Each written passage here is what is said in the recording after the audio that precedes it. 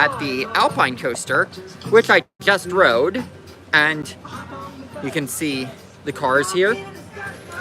So, I had a pretty good time coming here. I mean, I did think that it was a little pricey as far as Alpine coasters go with that $39. I was like, my goodness, but okay, I paid it, and I rode the coaster, and well, yes, every coaster is you've got to ride it. But I'm gonna say this one, it does, like, I mean, it doesn't have a computer, so I was thinking, oh yeah, like hyping it up in my head, like this is gonna be the elements of the Glenwood Caverns Alpine coaster with unlimited speed. And well, it did feel there was something limiting the speed. Like if there wasn't a computer, like they had maybe put a governor inside of the whole thing, and that was limiting the speed, basically, because like there were times where I felt like, you know, I should have been going faster down that. Still has a few great moments of laterals and some airtime moments, but like, I mean, maybe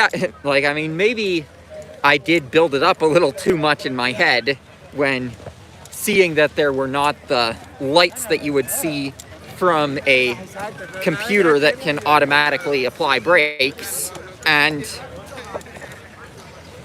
the fact that they said it was one of the longer ones, which, like, I mean, I really liked. I thought it was cool that it was super long. Like, it went all the way up the mountain. It's just, I'm like, you know, what was happening with the speed? Like I mean, I guess maybe did I get a car that had some of the brakes rubbing against it just as a thing, and I ended up unlucky? Like, I mean, I'm just trying to figure that out. But anyway, I would still say definitely a good thing to do when you're traveling across the country. And like, I mean, I'm glad that I called ahead, because I am gonna say the hours posted online are not the actual hours for the coaster. It's currently only open Saturdays and Sundays 11 to 4 for the winter season. So even if it says, hey, it's open till 8 o'clock online, call first.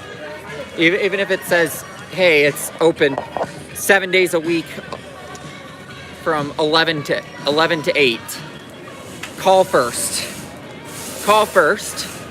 But yeah, I'm pretty happy that I got to ride it, and hey, it's another state that I have a coaster credit in, because like I've technically in the past 3 days added 2 states now that I have coaster credits in, with Colorado and Utah.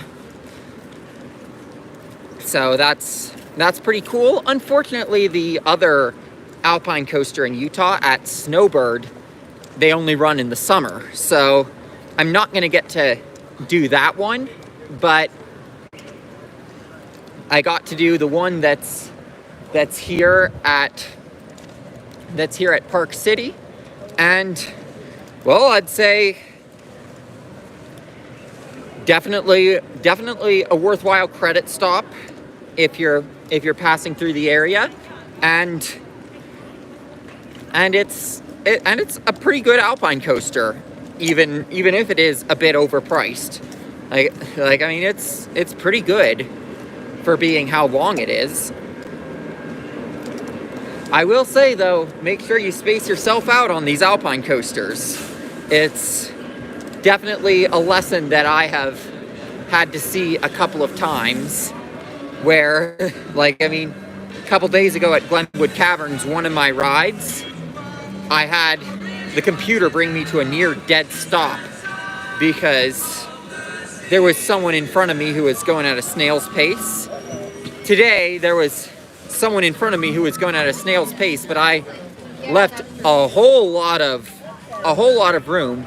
I didn't catch him until I was at the bottom pretty much, and I just had to brake where the sign says to brake rather than, hey, go until you get to the place where you have the automatic mechanical brakes that kick in with the Alpine coaster, because before they were built with computers, they were built with an automatic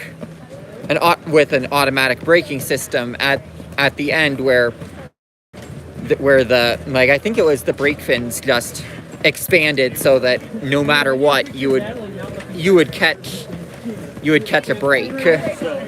I'm not entirely sure how they did it, but I know that there is something that brakes you automatically at the end. But anyway, yeah, I'm pretty happy with the fact that I came here. I rode the coaster. There's another state I have credits in. As far as ranking this among the Alpine coasters, though, I would say I'd probably rank this near like Blue Mountain. I mean, that thing had a good layout, but it was very speed limited, so I didn't get to experience some of the forces that I think that thing is built for. But with this one, it seems like it wasn't particularly built for forces, but it doesn't have to slow you down. So here's another shot of the coaster in the distance, and that will do it for our live here in Park City, Utah, where we rode the Alpine coaster.